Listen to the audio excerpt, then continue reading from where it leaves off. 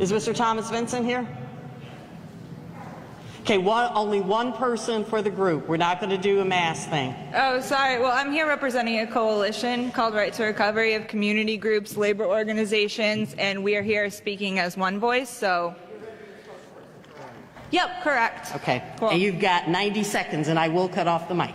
All right, I can yell. So last year, Mayor Lightfoot gave 60% of our COVID relief money to CPD. We are here to make sure that this does not happen again. We are here with a clear message from Mayor Lightfoot: rescue our communities and not the big banks.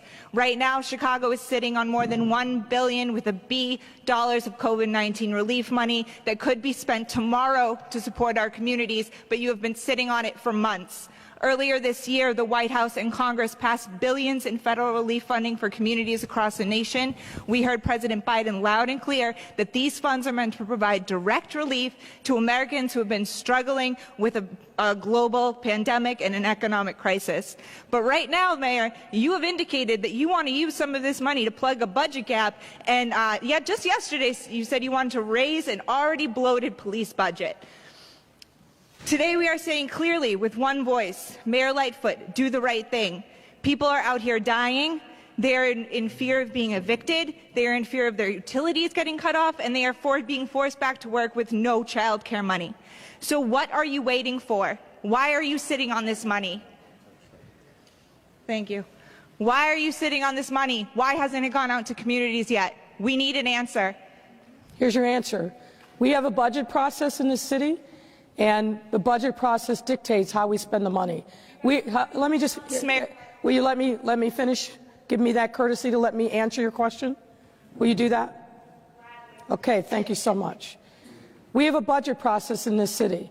We don't allocate, I don't write a check and allocate money. The monies have to go through and be allocated by City Council. Our budget process has begun. We will be introducing a budget ordinance in mid-September that will then be debated by the City Council and hopefully pass by the end of October. So at that point, after there's rigorous public debate and analysis by the City Council, we will be allocating those ARP dollars.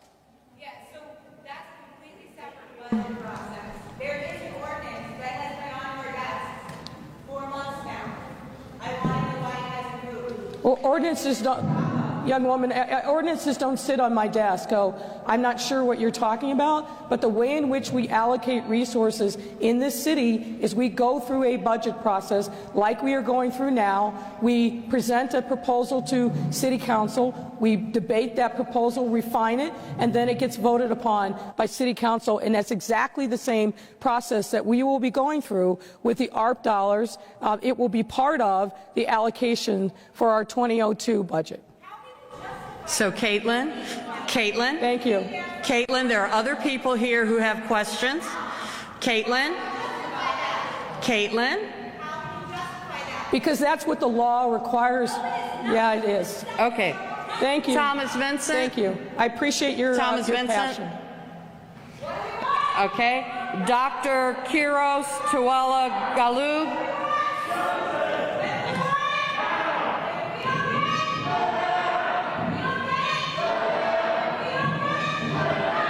Are you Thomas Vincent? Okay, yeah.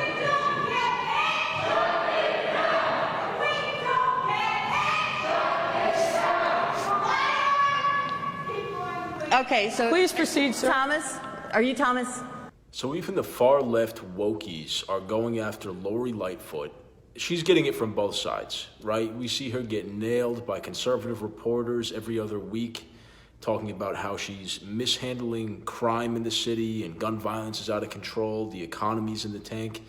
And now the far left, which should theoretically be on her side, or at least more favorable toward her, is showing up in this open forum meeting and blasting her for mismanaging the budget and not spending money on things that they want to. And, you know, I feel bad for Chicago for having such poor leadership. A substantial portion of Chicago is voting for Lori Lightfoot, so I don't feel bad for them. They're asking for it.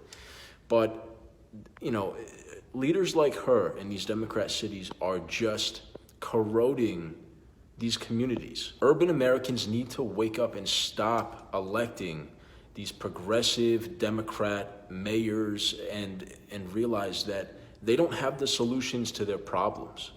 They are usually career politicians that lie, are extremely corrupt, and they need to shake things up. They need to stop electing people like Lori Lightfoot who don't know what they're doing or just don't have the right solutions for the issues plaguing their city. When they see rising crime, they want to defund the police. When they see an economy going in the tank and people struggling to make ends meet, they want more progressive welfare programs and handouts, as if that doesn't just push the problem on down the line. It doesn't actually solve anything. It doesn't create jobs. It doesn't help entrepreneurs start businesses to employ people. So these people are all about putting Band-Aids on problems and not actually solving the root of the problem. Let me know what you guys think of this clip in the comments, and thanks for watching.